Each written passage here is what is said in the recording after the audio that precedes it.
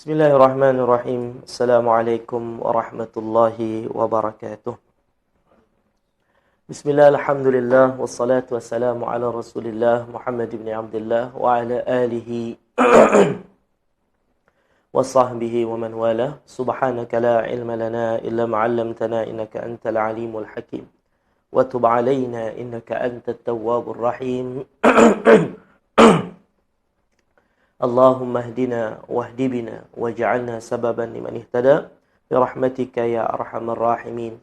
Rabbi shrah li sadri wa yassir li amri wahlul 'uqdatan min lisani yafqahu qawli wala haula wala quwwata illa billahil aliyyil azim, amma ba'd. Apa khabar tuan-tuan dan puan-puan, ibu-ibu, ayah-ayah dan semua yang saya cintai dan kasihi kerana Allah Subhanahu wa taala. Di petang hari ini mudah-mudahan semua dalam keadaan sehat dan afiat. Kalaupun ada yang sakit di kalangan kita, semoga Allah Subhanahu wa taala berikan kesembuhan untuknya dan Allah afiatkan dia, serta Allah afiatkan kita semua di dunia dan di akhirat. Amin amin ya rabbal alamin.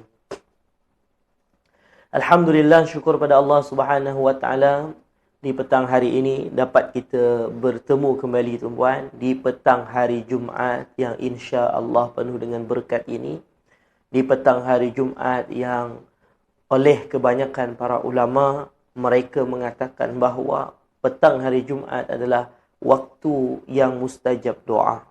Jadi di waktu ini tidak sepatutnya kita sia-siakan ataupun kita buat perkara yang sia-sia. Tidak sepatutnya di waktu ini kita lupa daripada Allah Subhanahu wa taala, buat perkara yang sia-sia. Lagi-lagilah di waktu ini contohnya nak buat dosa, memang tak patutlah tuan-puan. Jadi kita buat program pada petang hari ini, iaitulah program tazkirah dan tahlil arwah. Ada pengisian ilmu, kemudian ada bacaan Al-Quran, iaitu kita nak baca surah Yasin, dan kita ada juga doa sama-sama. Berdoa untuk diri kita yang masih hidup, dan juga kita berdoa, kita doakan untuk ahli keluarga kita yang telah meninggal dunia. Baik ibu-ibu, ayah-ayah dan semua yang saya cintai dan kasihi kerana Allah, InsyaAllah di petang hari ini kita akan sambung lagi bacaan manaqib Tuan Guru Syekh Ahmad Fahmi Zamzam Al-Banjari An-Nadwi Al-Maliki, yang mana kita telah berada di penghujung kisah sebetulnya. Bukanlah kisah, Syekh Fahmi telah pun meninggal dah dalam kitab manaqib ni. Tetapi kita bahas ataupun baca di petang hari ini ialah beberapa pujian ulama kepada Tuan Guru Syekh Ahmad Fahmi Zamzam Al-Banjari An-Nadwi Al-Maliki, yang mudah-mudahan kita dapat juga mengambil pengajaran daripadanya insya-Allah. Tetapi sebelum kita teruskan kepada bacaan manaqib kita di petang hari ini, saya nak ingatkan kepada ibu-ibu, ayah-ayah semua, jangan ada seorang pun yang terlupa dan terlepas daripada peluang untuk dapatkan pahala dakwah di petang hari ini dengan dua cara. Yang pertama, boleh kongsikan live ini dekat grup FB, WhatsApp ataupun Telegram. Yang kedua, boleh tag nama rakan, kawan, sahabat, jiran, tetangga di ruangan komen dengan niat yang sama, iaitulah nak mengajak seramai-ramainya orang kepada kebaikan. Bersama-sama kita jadikan handphone kita dan media sosial yang kita ada sebagai ladang pahala untuk kita insya-Allah. Dan jangan lupa juga tekan button like dan button love sebagai tanda sokongan kepada program-program yang baik yang dibuat di media sosial ini. Baik. Ibu-ibu, ayah-ayah dan semua yang saya cintai dan kasihi kerana Allah Subhanahu wa taala, bacaan kitab manaqib kita sampai pada muka surat berapa? Sampai pada muka surat 76 pula. Kita dah sebut dua pujian. Yang pertama daripada Samahatul Syekh Muhammad Rabi' Al-Hasani, ini adalah rektor kepada sekolah Tuan Guru dulu, universiti Tuan Guru dahulu dekat India, iaitu Nadwatul Ulama. Macam mana guru beliau memuji beliau. Subhanallah. Kemudian pujian yang kedua ialah daripada Sayyid Usamah Al-Azhari, ini pun terkenal, ulama Mesir, daripada Universiti Al-Azhar, luar biasa, memuji beliau dan keilmuan beliau. Di petang hari ini pula kita teruskan lagi beberapa pujian yang diberikan oleh ulama yang hebat-hebat kepada Tuan Guru Syekh Ahmad Fahmi Zamzam. Ni tuan-puan. Baik, apa pula kata beliau ni? Ni muka surat 76. Muka surat 76. Bagi yang ada kitab, silakan buka pada muka surat 76. Baik, sama-sama kita baca pula seterusnya. Silakan Ustaz Aslam. Bismillahirrahmanirrahim. Pujian para ulama terhadap beliau. Berkata Dr. Muhammad Akram An-Nadwi hafizahullah ta'ala, pemergian beliau secara tiba-tiba membuat hati saya sesak penuh dengan air mata dan menjadikan saya sedih dan berduka cita. Beliau bagaikan salah seorang panglima perang yang gugur di medan pertempuran sebagai seorang yang beruntung dengan mati syahid. Beliau adalah seorang lelaki yang mulia dan alim lagi soleh. Semoga Allah Ta'ala merahmatinya. Ni. Baik, ibu ayah semua. Jadi, pujian yang seterusnya ialah diberikan komentar lah tentang Tuan Guru Syekh Ahmad Fahmi Zamzam ni. Disebut oleh Dr. Muhammad Akram An-Nadwi. Ini kira macam kawan lah, seperjuangan Tuan Guru Syekh Ahmad Fahmi Zamzam dulu ketika belajar di India dahulu. Apa kata Dr. Muhammad Akram An-Nadwi? Ini ada gambar dekat situ tuan-puan. Kata beliau apa?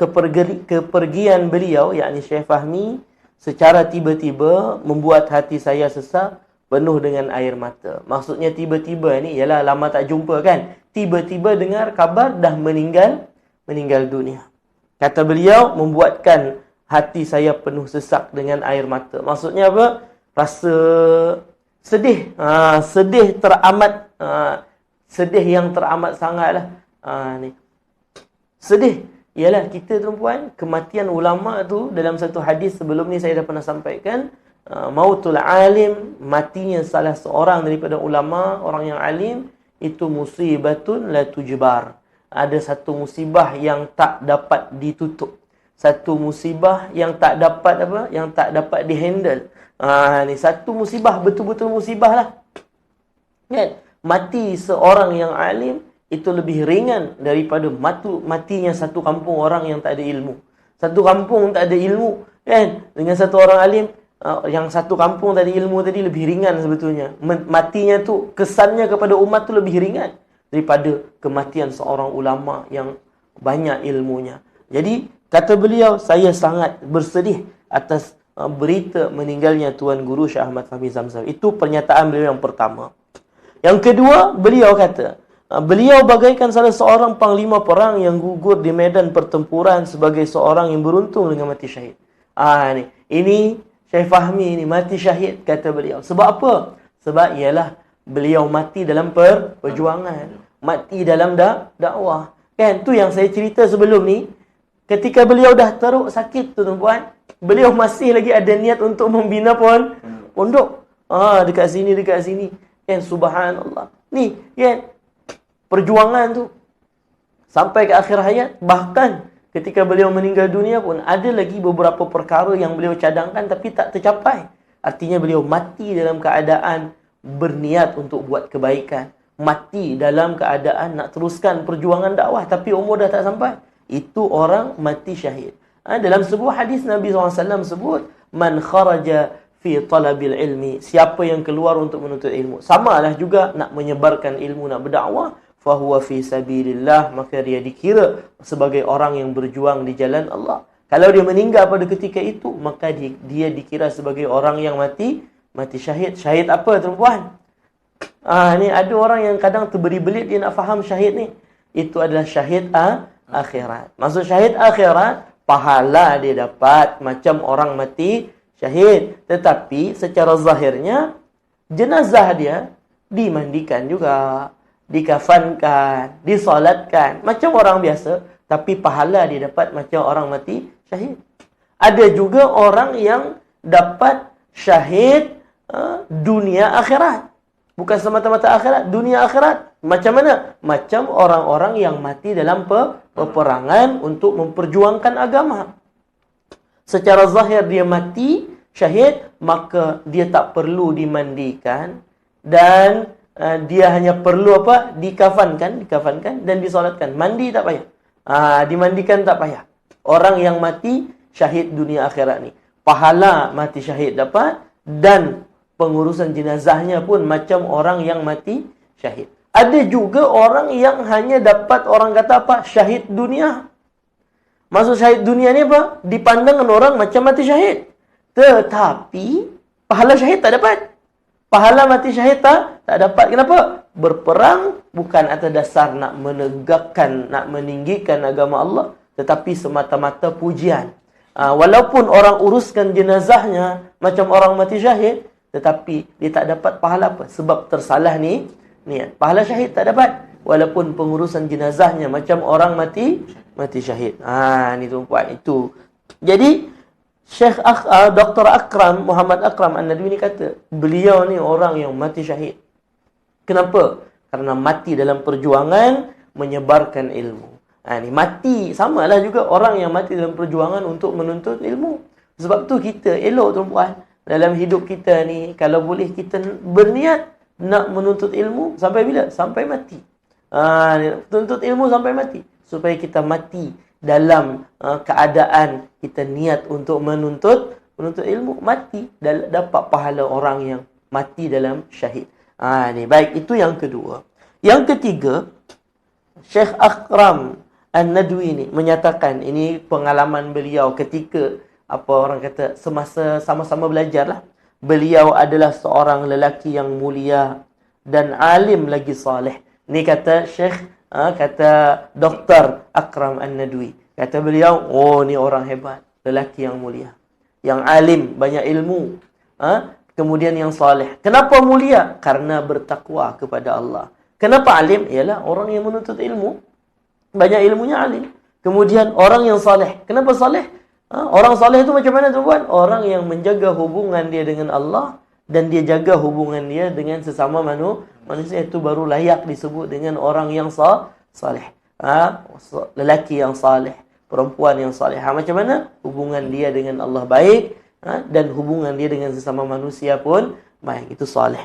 Jadi Syekh Dr. Akram kata, Syekh ni, tuan guru ni, orang yang mulia karena bertakwa kepada Allah. Orang yang alim kerana memang beliau banyak ilmu. Dan orang yang saleh, betul-betul menjaga hubungan dia dengan Allah dan dengan sesama manusia. Semoga Allah merahmatinya. Itu doa daripada Dr. Muhammad Akram An-Nadwi untuk Tuan Guru Syekh Ahmad Fahmi Zamzam ketika beliau menerima berita kewafatan Tuan Guru. Baik, seterusnya. Saya mengenalinya sejak beliau menuntut ilmu di Darul Ulum Nadwatul Ulama. Beliau seorang penuntut ilmu yang bersungguh-sungguh, fasih berbahasa Arab dan mahir dalam berbagai bidang ilmu. Ni kata Dr. Muhammad Akram An-Nadwi, saya dah kenal lama dah dengan Syekh ni. Ni kan dah kenal lama dah. Semenjak lagi menuntut ilmu di Nadwatul Ulama dah kenal dah. Orangnya dulu menuntut ilmu memang bersungguh-sungguh, memang rajin. Hampir tak ada ulama-ulama malas menuntut ilmu lepas tu jadi ulama, tak ada. Kan, mesti rajin. Rajin tu tuan-tuan, rajin. Ni sungguh-sungguh. Dia tak mesti cerdik pandai. Dulu budak dia tak pandai dia ni. Sekarang jadi tuan guru, dia sungguh-sungguh. Bukan pandai ni, nak menghafal pun susah. Tapi sekarang jadi ustaz lah. Jadi tuan guru lah, dengar dia punya ceramah tu luar biasa. Padahal dulu budak ni orang kata bodoh. Tak pandai. Dia memang tak pandai, tapi dia sungguh-sungguh. Sungguh-sungguhnya tu yang menjadikan dia pandai. Walaupun pandai ni tapi tak sungguh-sungguh, tak jadi juga. Kata Dr. Akram An-Nadwi, ni beliau ni daripada muda lagi dulu orang yang bersungguh-sungguh dalam menuntut ilmu. Kemudian apa? Fasih berbahasa Arab. Ialah dekat India. Belajar dekat India, tetapi bercakap sama-sama kawan tu dengan bahasa Arab, tuan-tuan. Fasih bahasa Arabnya. Kata siapa? kata Dr. Akram An-Nadwi, dan mahir dalam berbagai ilmu, macam-macam ilmu dia pandai. Daripada ilmu alatnya, nahwu, saraf, balaghah, mantiq, kan? Kemudian daripada ilmu fiqahnya, usul fiqah, daripada ilmu tafsirnya, sejarahnya. Bahkan Tuan Guru Syekh Ahmad Fahmi Zamzam, beliau pernah bercerita kepada kami, kata beliau, tesis Tuan Guru dekat Nadwatul Ulama, tesis beliau untuk kelulusan tu, beliau tulis sejarah Islam di India pun dekat Nusantara tu buat dalam bahasa Arab, kata Syekh Fahmi, dalam bahasa Arab. Tapi time tu Syekh Fahmi kata, dulu saya pun tak sangka saya boleh. Beliau tunjuklah photostat daripada tesis beliau tu, tunjuk. Saya pun tak sangka saya boleh buat macam ni, kata Syekh Fahmi. Dulu saya duduk dekat India bahasa Arab memang ni, tapi sekarang dah bergaul dengan duduk kat Malaysia ni, bahasa Arab tu dah kurang. Syekh Fahmi kata, tu pengajaran apa tu puan, kalau kita nak pandai bahasa Arab, kita kena biasakan cakap Arab dengan orang Arab lah kan, duduk dekat. Kalau kita belajar bahasa Arab tapi setiap hari cakap bahasa Melayu, walaupun pakar dalam ilmu alat nahwu saraf tu, dia tak menjadi juga. Kita kena duduk ke Arab baru kita boleh pandai cakap Arab. Ni tuan-puan. Jadi Syekh Fahmi pernah tunjuk tesis beliau dalam bahasa Arab ni, kan? Fasih dulu bahasa Arabnya, tulis banyak, tebal. Ni dulu kata Syekh Fahmi. Sekarang saya dah kurang bahasa Arab. Bukan kurang minat, tapi nak bercakap tu dah kurang. Sebab apa? Dah berpuluh tahun dah berdakwah dekat Nusantara ni, kan? Sekali-sekala adalah pergi ke Arab tu. Dulu memang sehari semalam pakai bahasa Arab. Kenapa? Sebab bahasa Melayu, bahasa Indonesia orang tak faham kat situ. Yang orang faham apa? Bahasa Urdu, macam mana kan? Jadi kenalah bahasa Arab. Jadi bahasa perpaduan lah dekat situ. Semua guna bahasa Arab. Tak kisahlah daripada Afrika kan, daripada Amerika kan, daripada Thailand ke, daripada mana-mana tempat, semua guna bahasa Arab. Jadi nak bahasa tu senang. Jadi Dr. Akram kata, Syekh Fahmi ni dulu fasih di bahasa Arab, mahir dalam pelbagai ilmu. Terus, terdapat hubungan yang kuat antara dia dan saya tidak pernah melupakan kenangan indah itu, dan tidaklah bertambah hari melainkan bertambah kebaikan dan kemuliaan. Jadi kata Dr. Akram, saya rapatlah dulu dengan beliau ni, kan? Saya rapat dulu dengan beliau dan begitu banyak kenangan lah. Begitu banyak kenangan, dan kenangan tadi akan menjadi kenangan yang indah. Semakin diingat, semakin dikenang, semakin bertambahlah kebaikan. Artinya apa? Orang kenang Tuan Guru Syekh Ahmad Fahmi Zamzam ini dengan kebaikannya. Ni tuan-puan, manusia ni yang dikenang adalah akhlaknya. Walaupun selepas meninggal dunia, yang orang akan ingat adalah kebaikan-kebaikannya selama hidup. Orang tak sebut dah pangkat jawatannya ke apa ke, kecuali dia gunakan pangkat dan jawatan tadi untuk kebaikan, untuk berbuat baik pada orang, orang akan kenang. Jasa-jasa tu yang akan dikenang.